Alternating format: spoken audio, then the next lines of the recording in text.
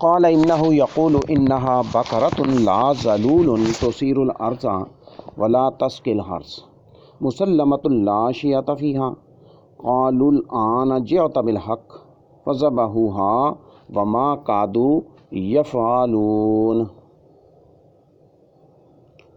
موسیٰ علیہ السلام نے کہا بلا شبہ وہ فرماتا ہے کہ وہ ایک ایسی گائے ہے جو محنت کرنے والی نہیں ہے کہ زمین میں ہل چلاتی ہو اور نہ وہ کھیتوں کو پانی دیتی ہے، صحیح سلامت ہے جس میں کسی طرح کا داغ نہیں۔ انہوں نے کہا اب تو صحیح بات لایا ہے، تو انہوں نے اسے ذبح کر ہی دیا جبکہ لگتا نہیں تھا کہ وہ ایسا کرتے۔ گائے کے مزید اوصاف لا ذلول، اس سے وہ گائے مراد ہے جسے کام پر نہ لگایا گیا ہو، یعنی کھیتی باڑی پر۔ تثیر الارض یعنی کھیت میں ہل چلانے سے۔ ولا تسقی الحرث یعنی وہ نوازے میں سے نہیں ہے۔ ان سے مراد وہ جانور ہیں جو کھیتوں کو سیراب کرنے کے لیے پانی کھینچنے اور اوپر اٹھانے کے لیے استعمال ہوتے ہیں۔ مسلمۃ عیوب سے محفوظ۔ لا شیۃ فیہا یعنی وہ گائے خالص زرد رنگ کی ہے جس کے جسم میں کسی دوسرے رنگ کی چمک اور آمیزش نہیں پائی جاتی۔ قالوا الآن جئت بالحق، انہوں نے کہا اب تم نے گائے کے اوصاف کی وضاحت اور حقیقت بیان کر دی ہے جس پر اکتفا کرنا ضروری ہے۔ فذبحوها یعنی انہوں نے بیان کردہ اوصاف کی حامل گائے حاصل کی، پھر انہوں نے اسے ذبح کیا اور انہوں نے اس حکم کی تعمیل کی جس میں بہت وسعت تھی، مگر انہوں نے اسے تنگ کر دیا جو آسان تھا، انہوں نے اسے مشکل بنا دیا۔ ان کا الآن جئت بالحق کی کہنا بھی ان کی طرف سے الجھاؤ تھا، بس ورنہ حضرت موسیٰ علیہ السلام نے انہیں پہلی مرتبہ یہ حق پیش کر دیا تھا۔ وما کادوا یفعلون کیونکہ ان اوصاف والی گائے نہیں ملتی تھی۔ یہ بھی کہا گیا ہے کہ اس کی یہ وجہ تھی کہ اس کی قیمت بہت زیادہ تھی۔ ایک قول یہ بھی ہے کہ اس کی وجہ مقتول کی حقیقت کے انکشاف کا خوف تھا۔ حضرت ابو ہریرہ رضی اللہ تعالیٰ عنہ سے روایت ہے، فرماتے ہیں اللہ کے رسول صلی اللہ علیہ وسلم نے فرمایا اگر بنی اسرائیل وَإِنَّا إِن شَاءَ اللَّهُ لَمُهْتَدُونَ نہ کہتے تو انہیں وہ گائے کبھی نہ ملتی۔ اگر وہ کوئی بھی گائے لے کر ذبح کر دیتے تو ان کی طرف سے کافی ہو جاتا، لیکن انہوں نے سختی کی تو اللہ نے بھی ان پر سختی کی۔ حافظ ابن کثیر رحمہ اللہ اس روایت کے بارے میں فرماتے ہیں کہ اس کی سند غریب ہے۔ صحیح بات یہی معلوم ہوتی ہے کہ یہ حضرت ابو ہریرہ رضی اللہ تعالیٰ عنہ کا اپنا کلام ہے، واللہ عالم۔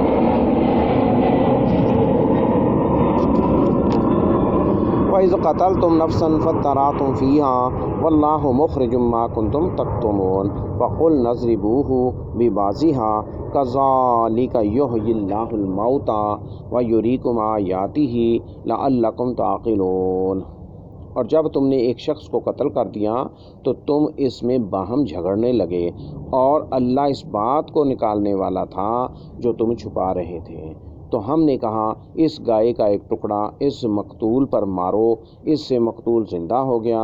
اسی طرح اللہ مردوں کو زندہ کرتا اور تمہیں اپنی نشانیاں دکھاتا ہے تاکہ تم سمجھو۔ قتل بے نقاب۔ فَادَّارَأْتُمْ قاتل کون ہے؟ تم نے اس بارے میں اختلاف اور تنازع کیا۔ ہر کوئی اپنے آپ سے جرم کی نفی کر رہا تھا اور اس کا الزام دوسروں کو دے رہا تھا۔ مخرجن قتل کا معاملہ جو تم نے آپس میں چھپا لیا تھا وہ اسے ظاہر کرنے والا ہے۔ فَقُلْنَا اضْرِبُوهُ بِبَعْضِهَا جس گائے کو انہوں نے ذبح کیا تھا اس کا ایک عضو اس مقتول کو لگاؤ، تو انہوں نے جب ایسا کیا تو اللہ نے مقتول کو زندہ کر دیا۔ كَذَلِكَ يُحْيِي اللَّهُ الْمَوْتَىٰ یعنی اس زندہ کرنے کی طرح مردوں کو زندہ کرے گا۔ وَيُرِيكُمْ آيَاتِهِ اس سے اللہ تعالیٰ کی نشانیاں اور اس کے ایسے دلائل مراد ہیں جو اللہ کی کمال قدرت پر دلالت کرتے ہیں۔ اللہ نے اس مقتول کو زندہ کیا اور اس نے یہ گفتگو بھی کی مجھے فلاں شخص نے قتل کیا ہے، یعنی اللہ نے اس مقتول کو زندہ بھی کیا اور اس نے یہ گفتگو بھی کی جسے کہ مجھے فلاں شخص نے قتل کیا ہے۔ ثم قست قلوبکم من بعد ذلک فہی کالحجارۃ او اشد قسوۃ وان من الحجارۃ لما يتفجر منه الانہار وان منها لما يشقق فيخرج منه الماء وان منها لما يهبط من خشیۃ اللہ وما اللہ بغافل عما تعملون۔ پھر اس کے بعد بھی تمہارے دل سخت ہو گئے تو گویا وہ پتھر ہیں، بلکہ ان سے بھی زیادہ سخت۔ بلا شبہ ان پتھروں میں کوئی ایسا ہوتا ہے جس سے بڑی بڑی نہریں بہہ پڑتی ہیں، اور ان میں سے کوئی ایسا ہوتا ہے جو کہ پھٹ جاتا ہے تو اس سے پانی نکلنے لگتا ہے، اور ان میں سے کوئی وہ بھی ہوتا ہے جو اللہ کے ڈر سے گر پڑتا ہے، اور جو کچھ تم کر رہے ہو اللہ اس سے ہرگز غافل نہیں۔ سنگ دل لوگ، ثم قست قلوبکم، تمہارے دل اللہ کی آیت کے لیے انابت و رجوع اور اطاعت گزاری سے عاری ہیں، حالانکہ مقتول کے زندہ ہونے، اس کے کلام کرنے اور اپنے قاتل کے تعین کرنے کے واقعہ کی موجودگی کا تقاضا یہ تھا کہ تمہارے دل سخت نہ ہوتے۔ من بعد ذالک، اللہ کی طرف سے انہیں گائے کا اور مقتول کو زندہ کرنے کا قصہ دکھائے جانے کے بعد، وَإِنَّ مِنَ الْحِجَارَةِ لَمَا يَتَفَجَّرُ مِنْهُ الْأَنْهَارُ، پھر اللہ نے پتھروں کو تو معذور قرار دیا مگر بدبخت انسانوں کا بہانہ قبول نہیں کیا، یعنی جس حق کی طرف تمہیں دعوت دی جاتی ہے اس سلسلے میں پتھر تمہارے دلوں سے زیادہ نرم ہیں۔ افتطمعون ان یؤمنوا لکم وقد کان فریق منہم یسمعون کلام اللہ ثم یحرفونہ من بعد ما قالوہ وہم یعلمون وَإِذَا لَقُوا الَّذِينَ آمَنُوا قَالُوا آمَنَّا وَإِذَا خَلَا بَعْضُهُمْ إِلَىٰ بَعْضٍ قَالُوا أَتُحَدِّثُونَهُم بِمَا فَتَحَ اللَّهُ عَلَيْكُمْ لِيُحَاجُّوكُم بِهِ عِندَ رَبِّكُمْ أَفَلَا تَعْقِلُونَ، کیا تم امید رکھتے ہو کہ یہ لوگ تمہاری بات مان لیں گے، حالانکہ ان میں ایسے افراد بھی ہوئے ہیں جو اللہ کا کلام یعنی تورات سنتے ہیں اور اسے سمجھ لینے کے بعد بھی جان بوجھ کر بدل ڈالتے ہیں، اور جب وہ ان لوگوں سے ملتے ہیں جو ایمان لا چکے ہیں تو کہتے ہیں کہ ہم نے بھی ایمان قبول کر لیا ہے، اور جس وقت آپس میں ایک دوسرے سے ملتے ہیں تو کہتے ہیں جو بات اللہ نے تم پر کھولی ہے وہ تم ان سے اس لیے بیان کرتے ہو تاکہ وہ مسلمان اسے تمہارے رب کے پاس تمہارے خلاف حجت کے طور پر پیش کریں، کیا تم سمجھتے نہیں؟ کلام اللہ میں تحریف اور کتمان حق۔ افتطمعون ان یؤمنوا، کیا تم طمع رکھتے ہو کہ وہ تمہاری تصدیق کریں گے اور تمہاری دعوت قبول کریں گے؟ کلام اللہ اس سے مراد تورات ہے۔ ثم یحرفونہ، تحریف سے مراد تورات میں الفاظ کا اضافہ یا کمی کرنا یا اس میں سے کسی چیز کو تبدیل کرنا تاکہ وہ ان کی چاہت کے مطابق ہو جائے۔ تحریف کا ایک پہلو یہ ہے کہ انہوں نے جو تورات سنی اس کے حلال کو حرام قرار دے دیا، یا کوئی اور انداز اختیار کرنا تاکہ وہ احکام کو اپنی خواہشات کے مطابق ڈھال لیں، جیسا کہ ان کا رسول اللہ صلی اللہ علیہ وسلم کی صفات میں تحریف اور اپنے با اثر افراد سے حدود کو ساقط کر دینا تھا۔ من بعد ما قالوہ، یعنی اپنی عقل سے سمجھ لینے کے بعد، وہ یہ جانتے ہیں کہ انہوں نے جو تحریف کی ہے وہ اللہ تعالیٰ کی شرائط کی منوعاً تبلیغ کرنے کے حکم الہی کے خلاف ہے، تو جب ان کا حال یہ ہے تو تم کیسے امید کرتے ہو کہ وہ اسلام قبول کر لیں گے؟ وَإِذَا لَقُوا الَّذِينَ آمَنُوا، یعنی جب یہود کے منافقین ایمان والوں سے ملتے ہیں، قَالُوا آمَنَّا وَإِذَا خَلَا بَعْضُهُمْ إِلَىٰ بَعْضٍ، وہ لوگ جو منافق نہ ہوئے جب منافقین کے ساتھ تنہائی میں ہوتے ہیں، أَتُحَدِّثُونَهُم بِمَا فَتَحَ اللَّهُ عَلَيْكُمْ، یعنی تم پر عذاب کا فیصلہ صادر کیا۔ یہود میں سے کچھ لوگ مسلمان ہو کر پھر منافق ہو گئے۔ تو عرب مومنوں کو بتایا کرتے تھے کہ ان کے آباء و اجداد کو کس وجہ سے عذاب دیا گیا۔ لیحاجوکم بہ، المحاجہ سے مراد حجت کو غالب کرنا ہے، یعنی اللہ نے تمہارے خلاف جو عذاب کا فیصلہ کیا ہے اس کے بارے میں مسلمانوں کو نہ بتاؤ، کیونکہ یہ ان کے حق میں تمہارے خلاف حجت ہوگی۔ افلا تعقلون، یعنی یہ بات بتانے میں تمہارا کیا نقصان ہے، اس کو سمجھتے نہیں ہو؟ اولا یعلمون ان اللہ یعلم ما یسرون وما یعلنون ومنہم امیون لا یعلمون الکتاب الا امانیہ وانہم الا یظنون فویل للذین یکتبون الکتاب بایدیہم ثم یقولون ھذا من عند اللہ لیشتروا بہ ثمنا قلیلا فویل لہم مما کتبت ایدیہم وویل لہم مما یکسبون۔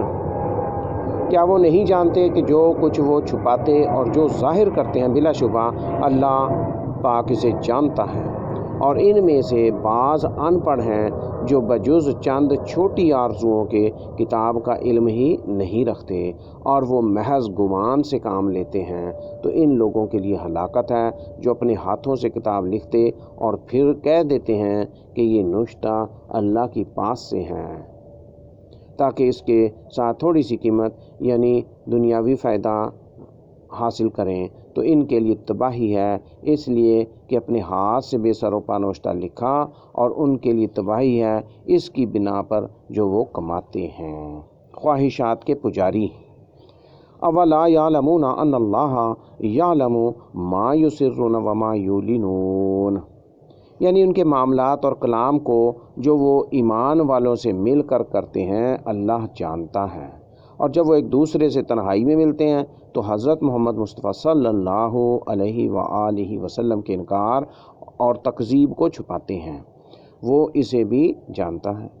وَمِنْهُمْ أُمِّيُّونَ، یعنی یہود میں سے ایک ایسا گروہ بھی ہے جنہوں نے لکھنا نہیں سیکھا اور نہ کسی لکھی ہوئی چیز کو اچھی طرح پڑھ سکتے ہیں۔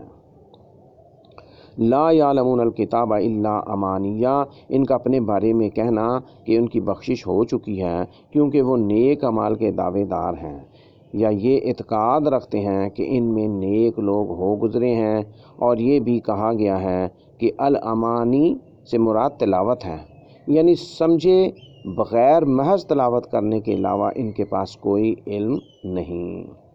وَإِنْهُمْ إِلَّا يَظُنُّونَ، وہ گمان پر اعتقاد رکھتے ہیں اور اس کی پیروی کرتے ہیں۔ فَوَيْلٌ، ہلاکت و بربادی، وَيْلٌ سے مراد ہلاکت و بربادی ہے۔ لِلَّذِينَ يَكْتُبُونَ الْكِتَابَ، اپنی خواہش کے مطابق لکھتے ہیں، بِأَيْدِيهِمْ، یعنی وہ جانتے ہیں کہ یہ ان کی اپنی طرف سے ہیں، ثم یقولون ھذا من عند اللہ، ان لکھنے والوں نے تحریف کرنے اور تحریف شدہ باتیں لکھنے پر ہی اکتفا نہیں کیا، بلکہ انہوں نے محافل میں اس کی صدا بلند کی کہ وہ من عند اللہ، یعنی اللہ کی طرف سے ہے، تاکہ وہ ان بار بار کی نافرمانیوں سے اپنی گھٹیا غرض اور حقیر دنیاوی معاوضہ حاصل کر سکیں۔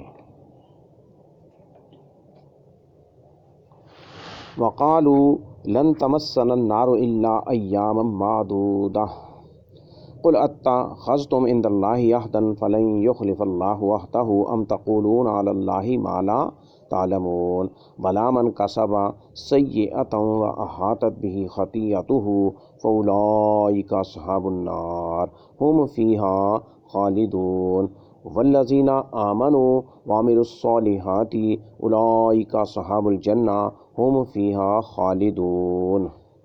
اور انہوں نے کہا کہ بجز گنتی کے چند دنوں کے ہمیں جہنم کی آگ نہیں چھوئے گی۔ کہہ دو کہ کیا تم نے اللہ سے کوئی اقرار لے رکھا؟ تو اللہ ہرگز اپنے اقرار کے خلاف نہیں کرے گا، یا تم اللہ پر وہ بات کہتے ہو جو تم نہیں جانتے؟ کیوں نہیں، جس نے بڑی برائی کمائی اور اس کے گناہ نے اسے ہر طرف سے گھیر لیا، تو یہ لوگ آتش جہنم والے ہیں، وہ اس میں ہمیشہ رہنے والے ہیں، اور جو لوگ ایمان لائے اور انہوں نے نیک کام کیے وہ لوگ جنت والے ہیں، وہ اس میں ہمیشہ رہنے والے ہیں۔ یہود کا دعویٰ، وقالو، یہود نے کہا، لن تمسنا النار، حضرت ابن عباس سے روایت ہے یہود کہا کرتے تھے کہ اس دنیا کی مدت یعنی عمر 7000 سال ہے، ہمیں ہر 1000 سال کی عوض دنیاوی دنوں میں سے ایک دن کے برابر جہنم میں عذاب دیا جائے گا، یہ گنتی کے 7 دن ہیں، پھر ہم سے عذاب منقطع ہو جائے گا۔ بلا من کسب سیئۃ، یعنی اس نے شرک کیا اور کبیرہ گناہوں میں سے کسی کبیرہ گناہ کا ارتکاب کیا اور توبہ نہ کی، احاطت بہ خطیئتہ، یعنی تمہارے اعمال کی مانند کوئی عمل اور اس کفر کی مانند کفر جو تم نے کیا ہے، حتیٰ کہ کفر اس کی تمام نیکیوں کو گھیر لیتا ہے، ایسے لوگوں کا انجام یہ ہے، فَأُولَٰئِکَ أَصْحَابُ النَّارِ ہم فیہا خالدون، یہ لوگ جہنم والے ہیں، وہ اس میں ہمیشہ رہنے والے ہیں۔ والذین آمنوا وعملوا الصالحات، یعنی جو لوگ اس پر ایمان لے آئے جس کا تم نے انکار کیا ہے، اور انہوں نے ان دینی احکام پر عمل کیا جنہیں تم نے چھوڑ دیا ہے، تو ان کے لیے جنت ہے جس میں وہ ہمیشہ رہیں گے، ہمیشہ رہیں گے۔